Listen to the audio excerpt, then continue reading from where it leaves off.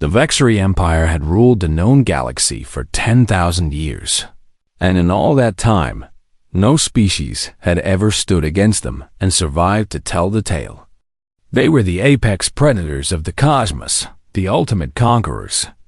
The dragons of the stars, standing 12 feet tall with scales as black as the void between galaxies. The Vexery possessed wings that could carry them through the vacuum of space itself. Their eyes burned with an inner fire that could pierce through lies and see into the souls of lesser beings. Their claws could tear through starship hulls like paper, and their technology was so advanced that other species could barely comprehend it. Every civilization in the galaxy knew the same truth. When the Vexery came, you had only two choices. You could kneel and offer tribute, or you could die screaming as your world burned. The insectoid krill had learned this lesson 5,000 years ago when they tried to resist. The Vexery reduced their home planet to ash and scattered their colonies across the void. Now the krill served as miners and workers, digging precious metals from asteroid fields to fuel the Vexery war machine. The aquatic Nullary had been smarter. They surrendered their ocean worlds without a fight and became suppliers of biological compounds and medicines. Their survival came at the cost of their pride, but at least they still existed. Even the telepathic Orvani, beings who could crush minds with a single thought, had fallen before the Vexery. Their mental powers meant nothing against creatures whose minds burned too hot and too fierce to be touched. The Orvani now served as translators and diplomats, using their gifts to help the Vexery communicate with newly conquered species. This was the natural order of things. The strong ruled and the weak served. The universe was cold and harsh, and only power mattered. Admiral Thorn Kale understood this truth better than most. He had served the Vexery Empire for 300 years, rising through the ranks through a combination of tactical brilliance and absolute ruthlessness. His scales bore the ceremonial scars of over 100 victories, each mark representing a world that had fallen before his fleet. He commanded the Third Fleet, the largest and most powerful military force in the known galaxy. And he had never once tasted defeat when his sensors detected a small blue planet orbiting an unremarkable yellow star in a distant arm of the galaxy. He felt nothing but mild curiosity. His scouts reported that the planet was inhabited by a species called humans, soft creatures with no natural weapons, no scales, no claws, no wings. They had barely reached their own moon and possessed no faster than light travel. No energy shields, no plasma cannons. Thorn Kale almost laughed when he reviewed the data. This would not even qualify as a conquest.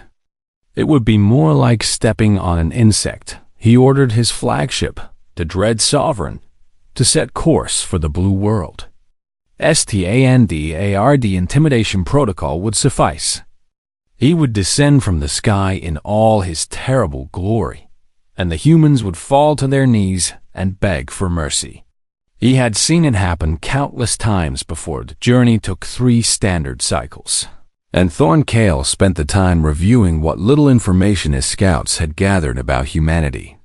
They were a curious species, he had to admit. Despite their physical weakness, they had spread across their entire planet and built impressive civilizations. They had wars and art and music and science. They had split the atom and walked on their moon, but none of that would save them when the Dread Sovereign entered Earth's solar system. Thorn Kale stood on the observation deck and watched the blue planet grow larger in the viewport. It was beautiful, he supposed, in the way that all living worlds were beautiful. Blue oceans and green continents and white clouds swirling across the surface. It reminded him of stories about ancient Vexer Prime. Before the wars had scarred their homeworld, the humans detected his ship, of course. Their primitive sensors could not miss something as massive as the Dread Sovereign. Radio signals flooded the communications channels, filled with panic and confusion and fear. Military forces scrambled across the planet, their weapons pointed uselessly at the sky. Thornkale smiled. This was the part he enjoyed most. The moment when a species realized how small and helpless they truly were. He ordered his ship to descend through the atmosphere and hover above one of the largest human cities. The humans called it New York, and millions of them lived packed together in towers of glass and steel. When the shadow of the dread sovereign fell across the city, Thornkale could imagine the terror spreading through the streets below. He selected a landing zone in a large open area the humans called Central Park and prepared himself for first contact. His personal guard assembled around him, 12 of the finest veggery warriors in the fleet, each one capable of killing 100 humans without breaking a sweat. The hatch opened, and Thornkale spread his wings and descended to the surface of Earth. The air was warm and thick with strange scents. Trees surrounded him, and in the distance, he could see the humans gathering, kept back by their own security forces. They were even smaller than he had expected, fragile little things that barely reached his chest.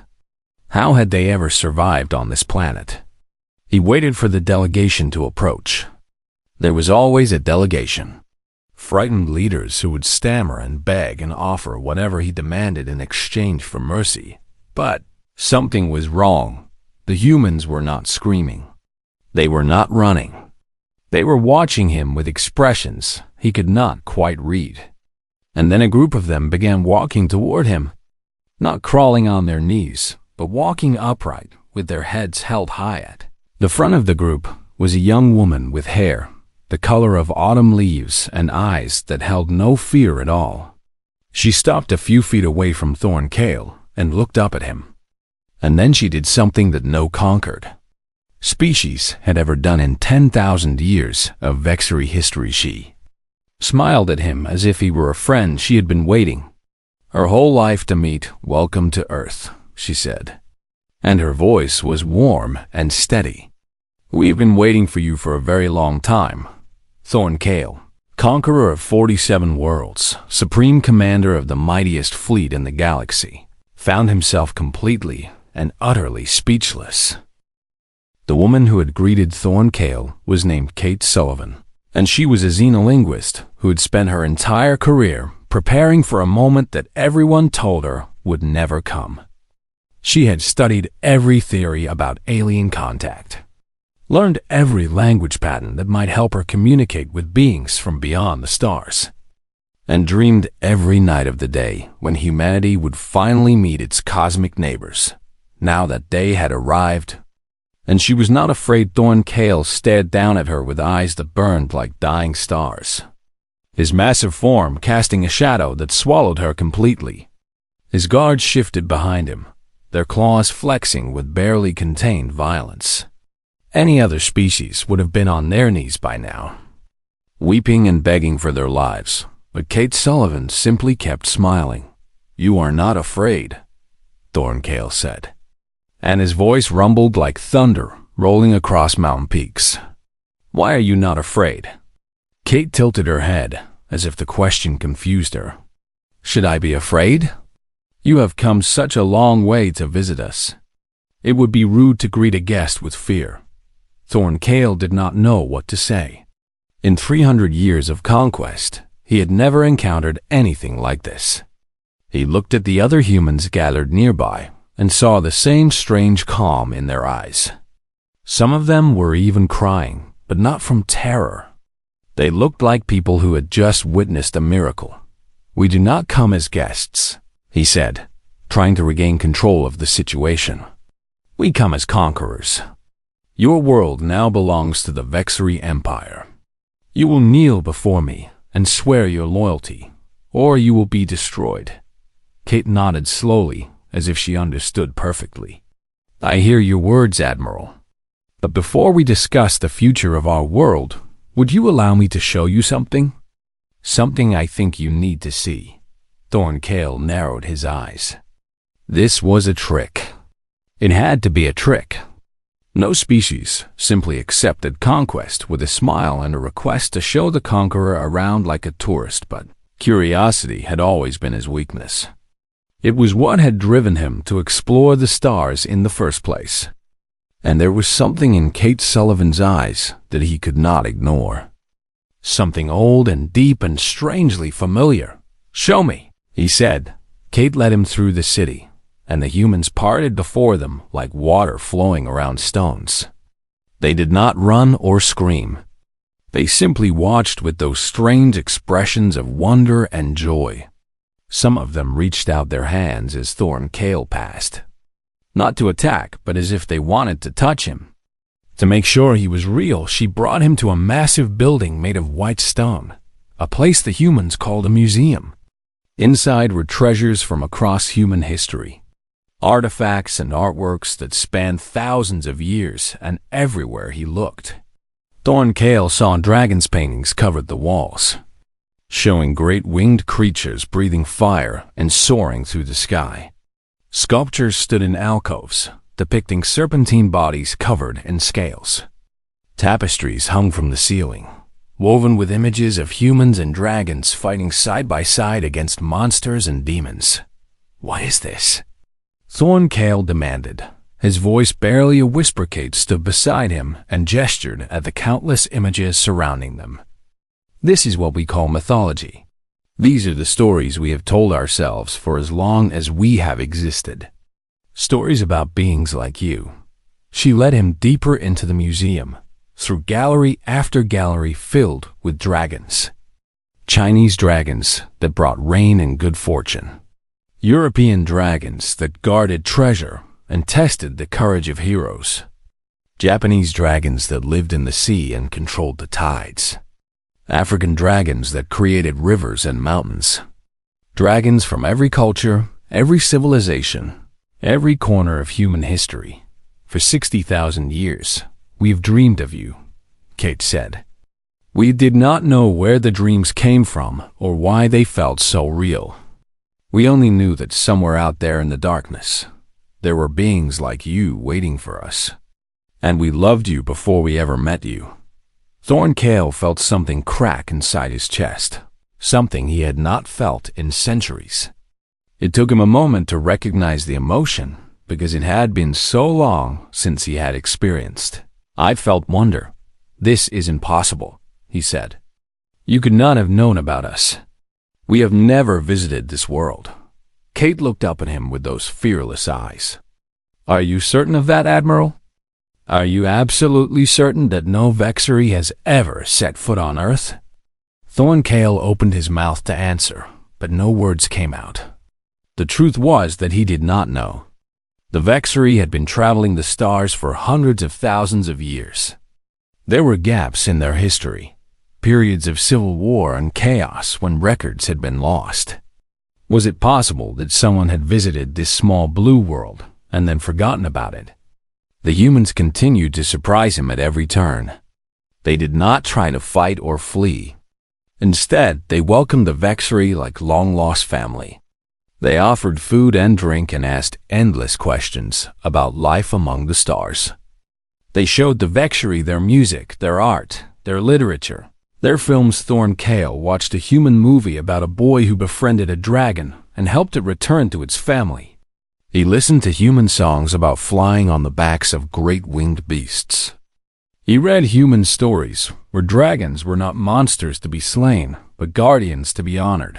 And slowly, something began to change inside him. He had conquered 47 worlds and never once questioned what he was doing.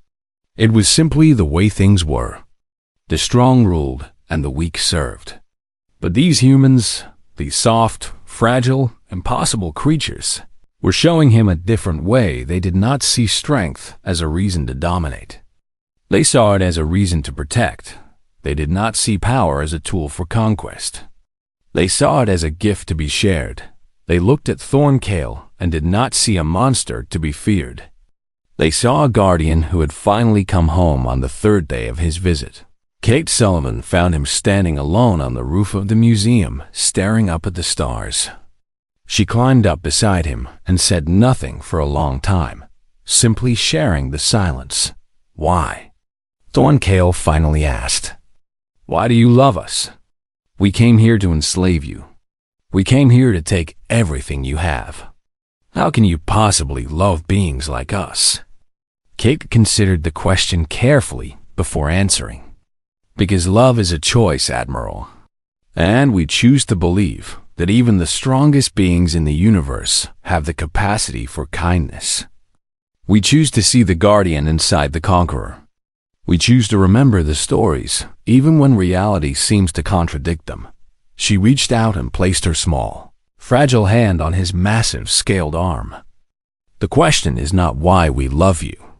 The question is whether you will choose to become what we have always believed you could be." Thorncale looked down at her hand, so tiny against his scales, and felt the weight of 10,000 years of conquest pressing down on his shoulders, and for the first time in his very long life, he began to wonder if there might be another way. Thorncale returned to Vexor Prime with a troubled mind and a heart full of questions he could not answer. His crew had noticed the change in him, the way he stared at nothing for hours at a time, the way he no longer laughed when discussing future conquests. They whispered among themselves, wondering what the humans had done to their great admiral. The homeworld of the Vexori was a harsh place, a planet of black mountains and rivers of molten rock and skies that glowed red with the light of dying volcanoes. It had forged them into the strongest race in the galaxy, had taught them that only power mattered, that kindness was weakness and mercy was death. But now Thorncale looked at his world with new eyes, and he wondered if the harsh lessons of Vexor Prime had made them strong or simply made them cruel. He sought audience with the Elder Council, the ancient ones who had lived for millennia and remembered things that had been forgotten by everyone else. They dwelt in the deepest caverns of the planet, surrounded by treasures stolen from 1,000 conquered worlds, attended by slaves who had never seen the light of their own sons. The eldest among them was a dragon named Vorn the Rememberer. His scales had faded to gray with age, and his eyes had gone milky and blind, but his mind remained sharp as ever. He was over 10,000 years old, one of the last survivors of the age before the Empire, and he knew secrets that no one else in the galaxy possessed. "Tell me about the humans," Thorncale demanded. "Tell me why they dream of dragons." Vorm was silent for a long time. His blind eyes seemed to look through Thorncale, seeing something far beyond the walls of the cavern. When he finally spoke, his voice was soft and filled with an emotion that Thorncale could not name. "So you have found Earth at last," Vorn said. "I wondered when one of you would stumble upon that world. I had hoped it would not happen in my lifetime, but the universe does not care about the hopes of old dragons." Thorncale stepped closer, his scales bristling with anticipation. "You know about Earth. You know about the humans?" "I was there," Vorn said. 60,000 years ago, before the Empire, before the conquests, before we became what we are now. I walked among the humans when they were still learning to use fire and shape stone into tools." The other members of the Elder Council shifted uncomfortably. This was forbidden knowledge, a secret that had been buried for millennia. But Vorn was too old to care about such things anymore. He told Thorncale a story that changed everything long ago. Before the Veshri had begun their conquest of the galaxy, they had been explorers. They traveled the stars not to conquer, but to discover, to learn, to find other forms of life in the vast darkness of space. They were curious and gentle, and filled with wonder at the beauty of the universe. On one of these journeys, a young Vexori expedition discovered a small blue world orbiting a yellow star. The planet was teeming with life, including a species of soft, furless creatures that walked upright on two legs. These creatures were primitive, barely more than animals, but there was something special about them. They had a light inside them, a spark of creativity and determination that burned brighter than anything the Vexori had ever seen. The expedition landed on the planet and made contact with the primitive humans. At first, the humans were afraid, but that fear quickly turned to awe and then to love. The humans began to follow the Vexori, to learn from them, to worship them as gods, and the Vexari found themselves falling in love with the humans in return. For generations, the two species lived together. The Vexari protected the humans from predators and natural disasters. They taught them to build shelters and grow food and work metal. They guided them toward the stars that they would one day reach. It was a golden age, a time of peace and cooperation and mutual respect. But then everything changed. The Vexari civil wars began, a conflict so brutal and devastating that it nearly destroyed their entire species. The explorers were called home to fight, forced to abandon the humans they had grown to love. They promised to return, but the wars dragged on for thousands of years, and by the time they ended, the old ways had been forgotten. The survivors of the civil wars had been hardened by centuries of violence. They looked at the universe and saw only threats, only enemies, only targets for conquest. They built an empire on the ashes of their old ideals and began to conquer everything in their path, and they forgot about Earth. But the humans did not forget about us, Vorn said, his voice heavy with grief and regret. We abandoned them, left them alone and defenseless on their little world, and they still remembered us. They wove us into their myths and legends, their religions and dreams. They loved us across 60,000 years of silence, waiting for us to come back. Thorncale felt as if the ground had fallen away beneath his feet. Everything he had believed about the universe, about his people, about himself, had been a lie. The Vexari were not meant to be conquerors. They were meant to be guardians. Why did you never tell anyone? He demanded. Why did you let us become this? Vorn turned his blind eyes toward Thorncale, and there were tears running down his ancient scales. Because I was a coward. Because I was afraid that if the truth came out, we would be forced to face what we had become. It was easier to conquer than to admit that we had betrayed everything we once stood for. He reached out and gripped Thorncale's arm with surprising strength. But you are different, Thorncale. You have seen what the humans remember about us. You have felt the love they still carry in their hearts. You have a choice that I was too weak to make. What choice? Thorncale asked. You can continue to be a conqueror, Vorn said. You can enslave the humans and add Earth to your list of victories, and no one will ever know the truth. Or you can become what we were always meant to be. You can go back to Earth and protect the beings who never stopped believing in us. Thorncale stood in the darkness of the ancient cavern and felt the weight of 60,000 years pressing down upon him. He thought of Kate Sullivan and her fearless smile. He thought of the paintings and statues and stories that filled the human museums. He thought of a species that had chosen to love its abandoners instead of hating them, and he made his choice. I will go back, he said.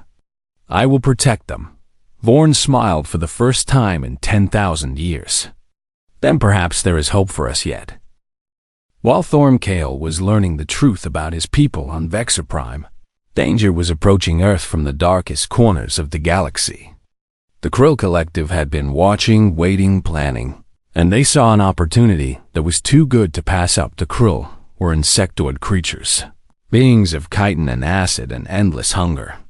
They had served the Vexari for 5,000 years, mining asteroids and building ships, and doing all the dirty work that the dragons considered beneath them.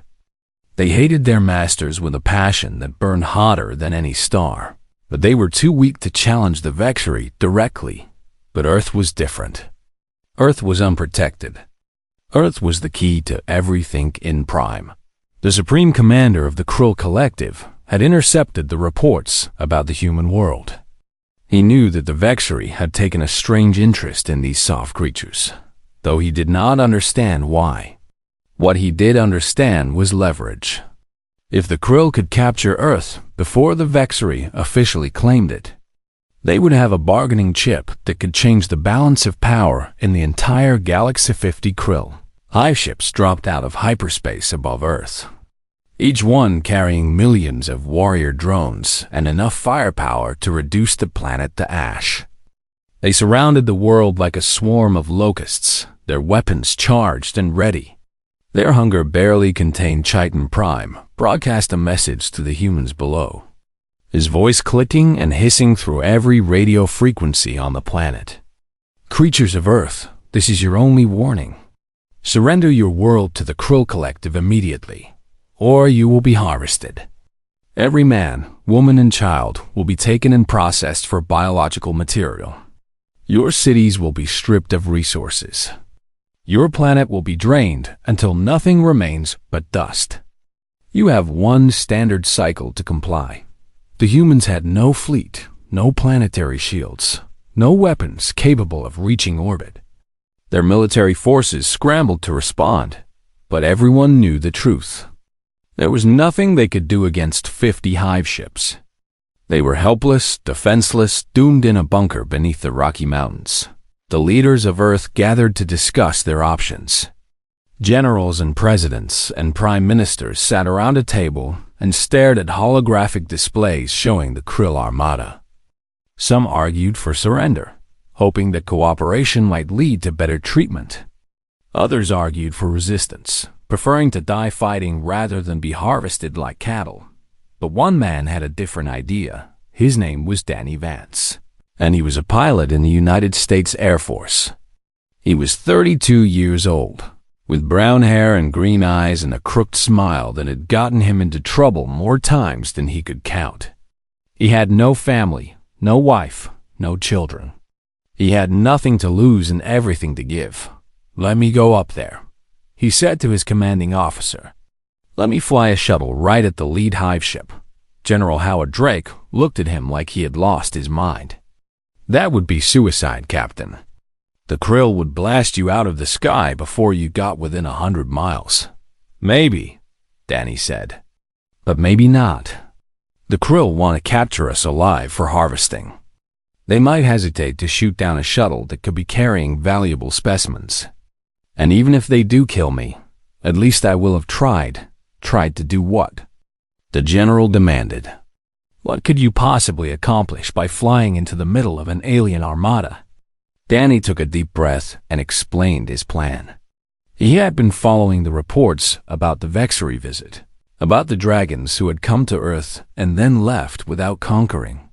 He did not know why the Vexery had spared humanity, but he believed there was a connection between their species, something that went beyond logic or politics. "I want to send a message," he said. "Not to the Krill, but to the Vexery. I want to tell them that Earth is under attack. I want to remind them of whatever bond exists between our peoples.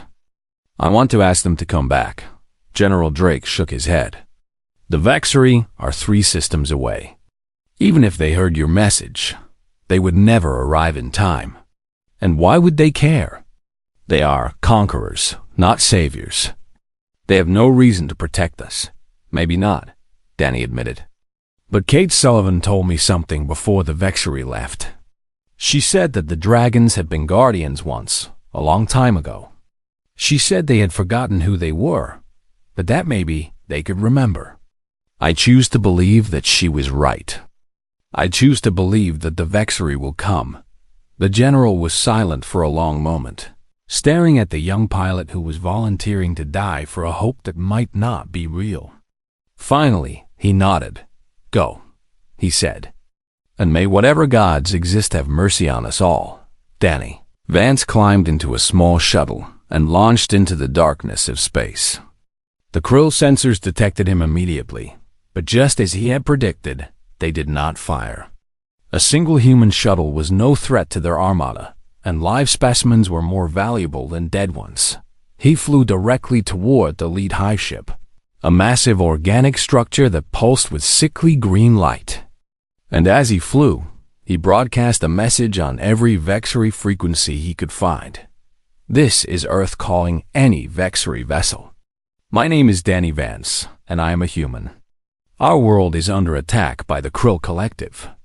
We have no weapons that can stop them. We have no ships that can fight them. We are going to die." He paused, gathering his thoughts, knowing that these might be the last words he ever spoke. I am not calling to ask for your help. I know we have no right to ask anything of you. You are conquerors, and we are just another weak species waiting to be enslaved. But I want you to know something that I think you have forgotten. We never stopped believing in you. For 60,000 years, we told stories about the dragons. We painted your images on our walls. We wove your legends into our dreams. We loved you across all those years of silence, waiting for you to come back. And even now, facing death, we do not hate you for abandoning us. We do not blame you for what you have become. If we died today, we die still loving the dragons. We die still believing that somewhere inside you, there is something good. We die with hope in our hearts. The message went out into the void, traveling at the speed of light toward whatever Vexari ships might be listening. Danny Vance did not know if anyone would hear it. He did not know if anyone would care. But 3 systems away, aboard the flagship Dread Sovereign, Admiral Thorncale received the transmission. And as he listened to the words of a single brave human, something inside him ignited like a star being born. He turned to his crew and gave an order that the Vexari had not heard in 10,000 years. Set course for Earth at maximum speed. We are going to war. The Vexari Third Fleet tore through space like a storm of ancient gods, their ships pushing their engines beyond all safe limits as they raced toward Earth. Thorncale stood on the bridge of the Dread Sovereign and watched the stars blur past, his claws digging into the armrests of his command chair, his heart's pounding with an urgency he had never felt before. His crew did not understand what was happening. They had never seen their admiral like this, never heard him speak of protecting a species rather than conquering it. Some of them thought he had gone mad, but none of them dared to question his orders. 3 systems felt like 3 lifetimes.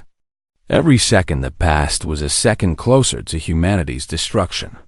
Thorncale listened to the emergency broadcasts from Earth, the desperate pleas and prayers of a species facing extinction, and each word drove him faster when the Third Fleet finally dropped out of hyperspace above Earth.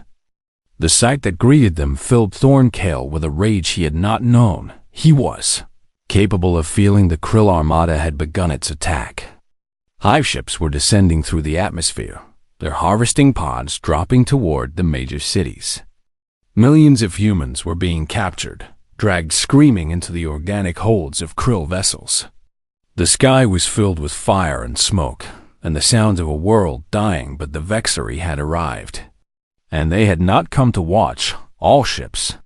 Attack formation, Thorncale commanded, his voice cold as the void between stars.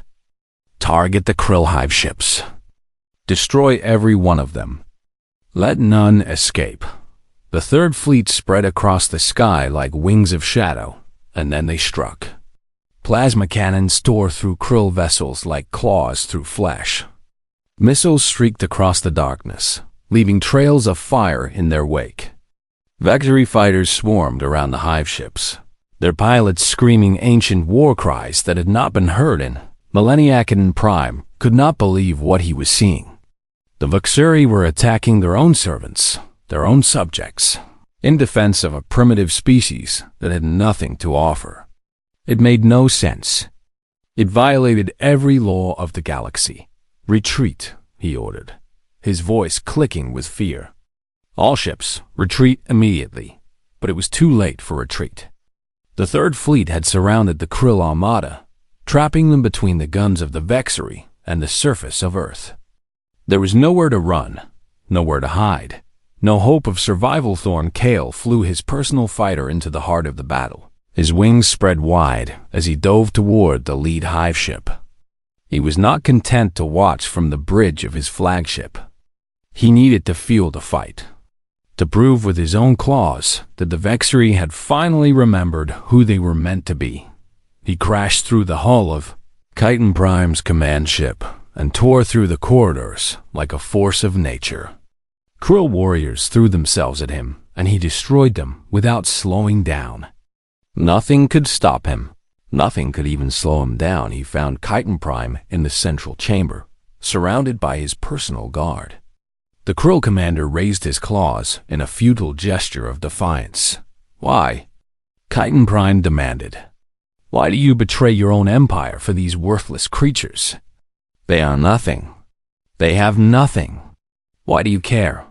Thorncale grabbed the Krill commander by the throat and lifted him off the ground. "Because they reminded me of what we used to be. Because they loved us when we did not deserve to be loved. Because they are not nothing. They are everything." He threw Chitin Prime across the chamber and watched him crash into the wall. The Krill commander was broken, but still alive. Thorncale could have killed him, but he chose to do something the Vexry had never done before. He offered mercy.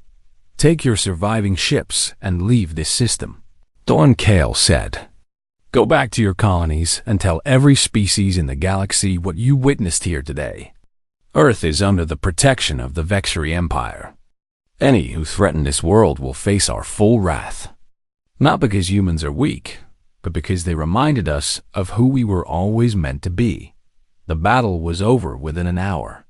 The Krill Armada was shattered, their survivors fleeing into the darkness of space, their harvesting pods abandoned and destroyed. The humans who had been captured were freed, returned to their families, given a second chance at life. Thorncale landed on the surface of Earth as the sun rose over a wounded but surviving world. He descended in Central Park, the same place where he had first set foot on this planet, but everything was different now. He was different now. Kate Sullivan was waiting for him, just as she had been waiting the first time. But now she was not alone. Millions of humans had gathered to witness this moment, filling the streets and the rooftops and every open space they could find. They did not cower or run. They stood tall and proud and filled with hope. "You came back," Kate said, and there were tears in her eyes. "We should never have left," Thorncale replied. 60,000 years ago, my people abandoned yours and forgot what we were meant to be. We became conquerors when we should have been guardians. We spread fear when we should have spread love. But you never forgot. You kept the faith across all those empty years, believing that we would return." He knelt before her, lowering his massive form until his eyes were level with hers. "We do not deserve your forgiveness. We do not deserve your love. But I swear to you, on the honor of every Vexry who ever lived, that we will spend the rest of our existence earning it." Kate reached out and placed her hand on his scaled face, just as she had touched his arm in the museum. "You already have, Admiral. You already have." The news spread across the galaxy like wildfire. The Vexry had changed. The conquerors had become protectors. The dragons had remembered their purpose. And at the center of it all was a small blue world that had done the impossible. Other species watched in disbelief as the Vexry shared technology and medicine with humanity, as they helped the humans build ships that could travel between stars, as they welcomed them into the galactic community, not as subjects, but as partners. And when those species asked why, the answer was always the same. Because the humans loved us first. In the years that followed, the Vexry Empire transformed. Conquest gave way to cooperation. Fear gave way to friendship. The strong learned that true strength came not from domination but from protection.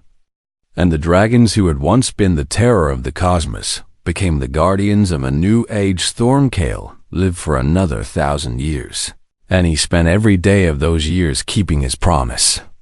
He watched humanity grow and spread across the stars, watched them become one of the great civilizations of the galaxy, watched them carry their stories of dragons to worlds that had never seen a Vexry before. And on the last day of his life, surrounded by humans and Vexry who had become something more than allies, something more than friends, he smiled and spoke his final words.